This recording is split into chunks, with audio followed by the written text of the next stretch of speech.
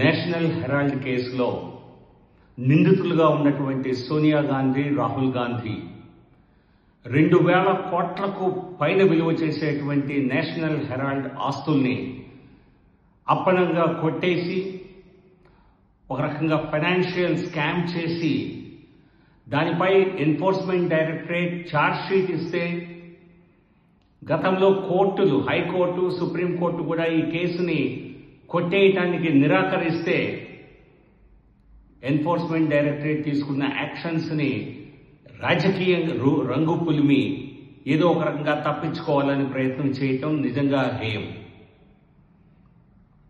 ఒక జాతీయ పార్టీ అధ్యక్షులుగా ఉంటూ ఆ పార్టీకి ఒక రకంగా చెప్పాలంటే గాంధీ, నెహ్రూ కుటుంబమే పూర్తిగా ఆ పార్టీని నిర్వహిస్తూ నామమాత్రంగా మల్లికార్జున్ ఖార్గే దానికి అధ్యక్షులుగా ఉన్నప్పటికీ కూడా యంగ్ ఇండియన్ అనేటువంటి ఒక ప్రైవేట్ కంపెనీని కేవలం 5 లక్షల రూపాయల పెట్టుబడితో దాన్ని స్థాపించి దానిలో 76% షేర్స్ ని కేవలం సోనియా గాంధీ, రాహుల్ గాంధీ తమ పేర్లతో తీసుకొని ఆ కంపెనీకి నేషనల్ హెరాల్డ్ హోల్డింగ్ కంపెనీ ఏదైతే ఉందో అసోసియేటెడ్ జర్నల్స్ లిమిటెడ్ దాని ఆస్తులన్నింటినీ కూడా ట్రాన్స్ఫర్ చేయటం జరిగింది. ఇది ఒక ఫైనాన్షియల్ స్కామ్. కాంగ్రెస్ పార్టీ ద్వారా 90 కోట్ల రుణాలని నేషనల్ హెరాల్డ్కి ఇప్పించి అదే ఒక తప్పు. ఒక రాజకీయ పార్టీ విరాళాలు సేకరించి ఒక కంపెనీకి ఇవ్వటం అన్నది ఖచ్చితంగా నిబంధనలకు విరుద్ధం, కానీ అది చేసింది. కానీ ఆ రుణాన్ని మేము తిరిగి చెల్లిస్తామని చెప్పి యంగ్ ఇండియా చెప్పి ఏజేఎల్ ఆస్తులన్నింటినీ కూడా, నేషనల్ హెరాల్డ్ ఆస్తులన్నింటినీ కూడా తమ పేరున ధారాదత్తం చేసుకోవటం, ఇది 2000 కోట్ల రూపాయల స్కామ్. దీన్ని 2012లో నమోదైన కేసు ఆధారంగా మరి విచారించడం జరిగింది. ఇన్వెస్టిగేషన్స్ చేసినటువంటి ఎన్ఫోర్స్మెంట్ డైరెక్టరేట్ ఇప్పుడు దానిపై కోర్టులో ఛార్జ్ షీట్ కూడా నమోదు చేసింది.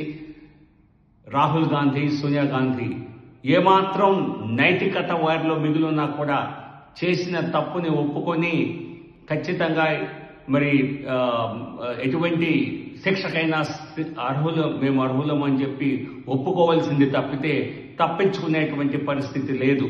ఆ కంపెనీలో, నేషనల్ హెరాల్డ్ పబ్లిక్ లిమిటెడ్ కంపెనీలో దాదాపుగా 5,000 మంది పెట్టుబడులు పెడితే 1000కి పైగా వారు జీవించి ఉంటే వారెవ్వరితో సంబంధం లేకుండా డైరెక్ట్గా యంగ్ ఇండియన్ కంపెనీ ఈ ఏజేఎల్ ఆస్తుల్ని, నేషనల్ హెరాల్డ్ ఆస్తుల్ని టేక్ ఓవర్ చేయటం బహుశా కాంగ్రెస్ పార్టీ చేసినటువంటి మరొక పెద్ద స్కామ్. దీనికి ఖచ్చితంగా రాహుల్ గాంధీ, సోనియా గాంధీ కోర్టులో మరి ఎదుర్కోవాల్సిందే. కోర్టు విధించే శిక్షని ఎటువంటిదైనా సరే మనీ లాండరింగ్ కింద చేసినటువంటి ఈ ఛార్జెస్ ని ఎదుర్కోవాల్సిందే తప్పితే రాజకీయంగా రోడ్లపైకి వచ్చి ఏదో హడావిడి చేస్తే ప్రజలు దీన్ని మర్చిపోతారు.